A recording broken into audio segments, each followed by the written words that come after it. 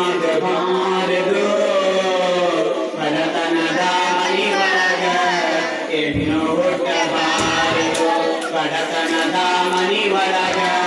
ಹೆಣ್ಣು ಹುಟ್ಟಬಾರದು ಕರುಣಿಲ್ಲದ ಅತ್ತಿ ಮನೆಯ ಸೊಸೆಯಾಗಬಾರದು